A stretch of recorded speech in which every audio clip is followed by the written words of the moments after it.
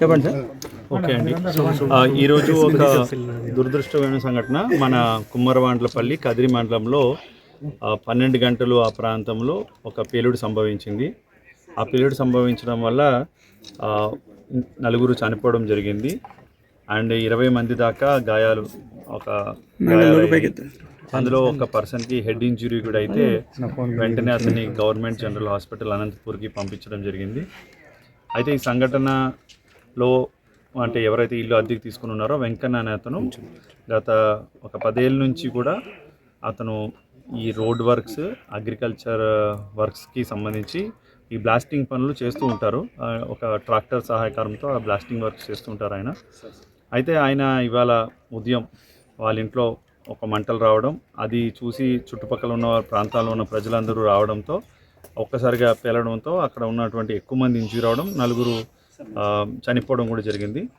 And వెంటనే ఎవరైతే injuries అయినాయో వాళ్ళందరినీ కూడా మనం ఇక్కడ ఏరియా హాస్పిటల్లో ట్రీట్మెంట్ చేస్తున్నాము. డాక్టర్స్ అందరినీ కూడా అలర్ట్ చేశాము అండ్ అక్కడ సూపరింటెండెంట్ అనంతపూర్ని కూడా అలర్ట్ చేసి వారికి మెరుగైన వైద్యం అందించడానికి ఏర్పాట్లు చేస్తున్నాం.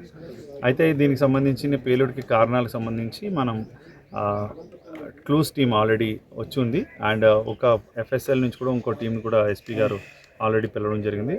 సో ఈ వీళ్ళు వచ్చి పూర్తి స్థాయిలో ఇన్వెస్టిగేషన్ చేసిన తర్వాత అసర్టైన్ అంటే పేలుడికి కారణం అనేది మనం అసర్టైన్ చేయడానికి అవకాశం ఉంది అండి.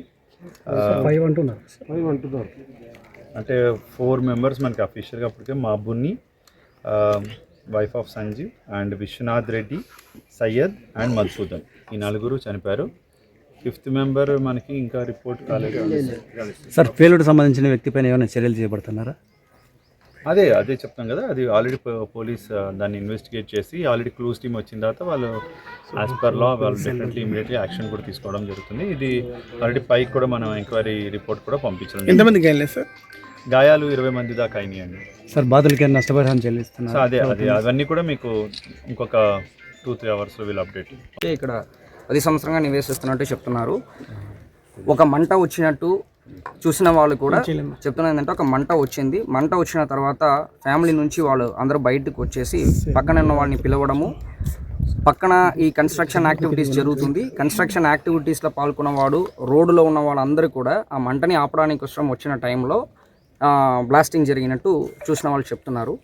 ఈ పర్టికులర్ ఈ బ్లాస్టింగ్ ఏ విధంగా జరిగిందని కనుక్కోవడానికి మన క్లూస్ టీమ్తో పాటు ఇమీడియట్గా సీన్ని కార్డన్ ఆఫ్ చేస్తూ క్లూస్ టీమ్ నుంచి కొన్ని క్లూస్ కలెక్ట్ చేస్తాము. అది కాకుండా ఎఫ్ఎస్ఎల్ టీమ్, ఆ ఎఫ్ఎస్ఎల్ టీమ్ని కూడా ఇప్పుడు ఇంకొక 5-10 మినిట్స్లో ఇక్కడ రీచ్ అయిపోతారు. ఎఫ్ఎస్ఎల్ టీమ్ వచ్చిన తర్వాత ఈ మెటీరియల్స్ అన్నీ కలెక్ట్ చేస్తామంటే మనకు టెక్నికలీ ఏ రీజన్ వల్ల ఈ బ్లాస్టింగ్ జరగట్టున్నది మనకు క్లారిటీ వస్తాయి. సో దాని మేరకు ఈ పర్టికులర్ ఈ వెంకన్న వ్యక్తి ఈ డ్రిల్లింగ్ ఈ కాంట్రాక్ట్ వర్కర్స్ రోడ్ వర్క్స్ ఇప్పుడు రోడ్ వర్క్స్ జరుగుతున్నాయి. దానికి ఈ వ్యక్తి కాంట్రాక్టర్స్కి డ్రిల్లింగ్ అన్నీ చేస్తున్నారనేది మనకి ఉన్న ఇనిషియల్ ప్రిలిమినరీ ఇన్పుట్. వీళ్ళ మేరకు ఫర్దర్గా ఇన్వెస్టిగేట్ చేస్తూ ఒక ఈవినింగ్ అప్పుడు మనకి ఇంకా క్లియర్ కట్ పిక్చర్ వచ్చిన తర్వాత వాళ్ళు దీనికి బాధ్యత ఉన్నారంటే వాళ్ళపైన కూడా కేసు రిజిస్టర్ చేస్తాం.